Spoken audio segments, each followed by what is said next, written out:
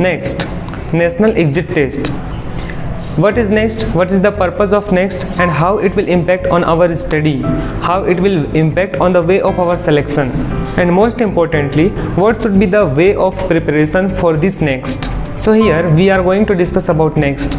So keep watching, watch the video till the end. So this time I would say that I am one of you जो कि next exam के नाम से डरा हुआ है.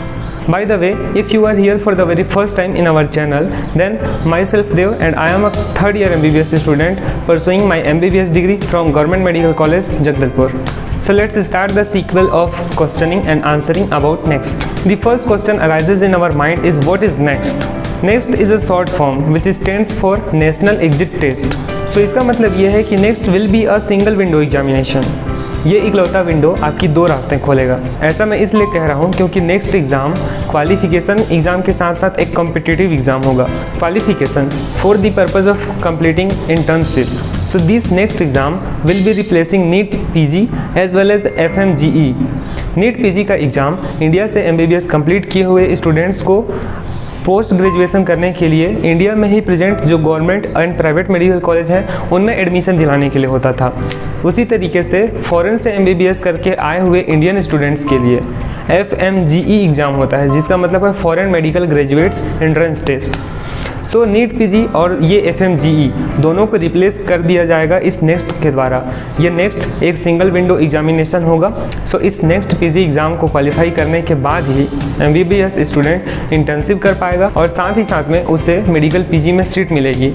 सो इस बात को स्टार्टिंग से समझते हैं. सबसे पहले कोई नीट UG का एग्ज़ाम दे करके फर्स्ट ईयर में एडमिशन कराता है. वहाँ पर first year, second year, third year और फाइनल ईयर इन चारों के यूनिवर्सिटी एग्ज़ाम्स को क्वालिफाई करने के बाद ठीक कुछ दिनों बाद उसे नेक्स्ट पार्ट 1 से गुजरना पड़ेगा. नेक्स्ट पार्ट 1 एक्चुअली एक थ्योरी एग्ज़ाम है जो कि कंप्लीट सिलेबस जो कि 19 सब्जेक्ट MBBS के सारे कंप्लीट सब्जेक्ट्स हैं उनको मिलाकर लिया जाएगा. तो ये MCQ होगा जिसमें टोटल 540 MCQ होंगे. इसके बारे में हम आगे देखेंगे. तो सबसे पहले आपने फाइनल ईयर पास किया और उसके बाद आप नेक्स्ट पार्ट 1 के लिए अपीयर होंगे. सो इस नेक्स्ट 1 के स्कोर के बेस पे आपको इंटर्नशिप करने के लिए मौका दिया जाएगा और आपको मेडिकल पीजी में सीट दी जाएगी.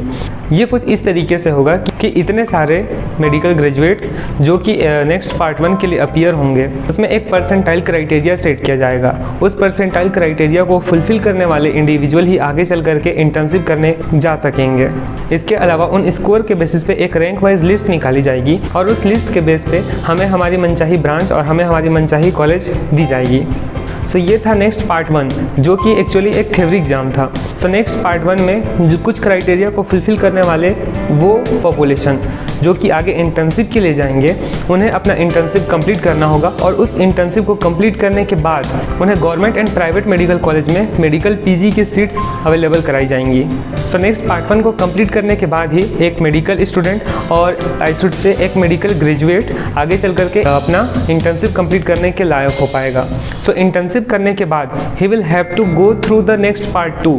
सो this next part 2 is practical exam जो कि उस यूनिवर्सिटी पे डिपेंड करेगा. मतलब ये एक इंटरनल एग्जाम के जैसा होगा. ये एक्चुअली प्रैक्टिकल एग्जाम होगा जिसे संचालित करने का काम उस यूनिवर्सिटी का होगा. ये जो नेक्स्ट पार्ट 2 एग्जाम है ये या तो पास या तो फेल स्टूडेंट्स को केवल 2 कैटेगरी में डिवाइड करेगा.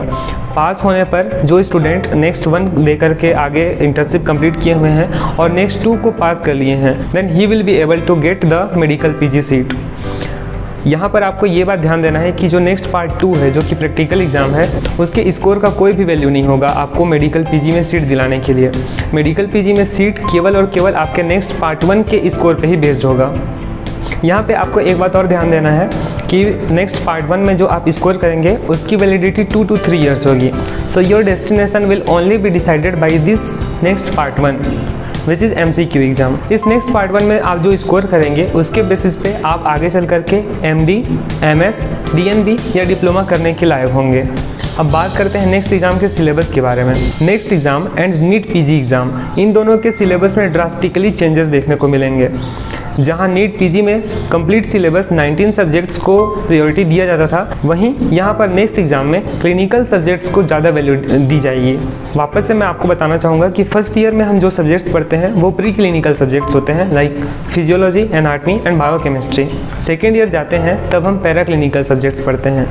Like pharmacology, pathology, forensic medicine and toxicology और माइक्रोबायोलॉजी। अब final year part 1 and part 2, इसमें टोटल मिलाकर हम 12 सब्जेक्ट पढ़ते हैं and all these 12 subjects are clinical subjects. 15 फरवरी 2020 में हुए एक मीटिंग के प्रपोजल के हिसाब से देयर विल बी 540 MCQ जो कि कुछ इस पैटर्न में होंगे, जहाँ पर मेजर पार्ट्स क्लिनिकल सब्जेक्ट से लिया जाएगा, वहीं माइनर पार्ट जो होगा वो प्री क्लिनिकल, पैरा क्लिनिकल और कम्युनिटी मेडिसिन जैसे सब्जेक्ट से लिया जाएगा। ये एग्ज़ाम 3 दिनों में कंप्लीट होगा। पहले दिन मेजर सब्जेक्ट मेडिसिन और उसके एलाइड सब्जेक्ट जैसे कि डर्मेटोलॉजी एंड साइकेट्री होंगे। दूसरे दिन मेजर सब्जेक्ट सर्जरी और उसके एलाइड सब्जेक्ट जैसे कि ऑर्थोपेडिक्स एंड एनास्थीसिया होंगे। Third day major subjects will be obstetrics and gynaecology और उसके एलाइड रेडियोलॉजी।